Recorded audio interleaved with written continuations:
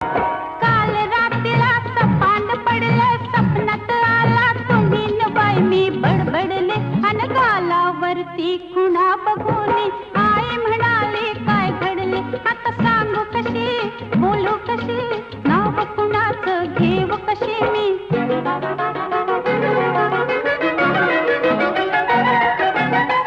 माझी मंजुळा गोड तुझा गळा दुरून ग पाहू नको, रंगानं तू गोरी ग दिसतेस पोरी, जवळ ये लाजू नको, ये जवळ ये लाजू नको, ये जवळ ये लाजू नको.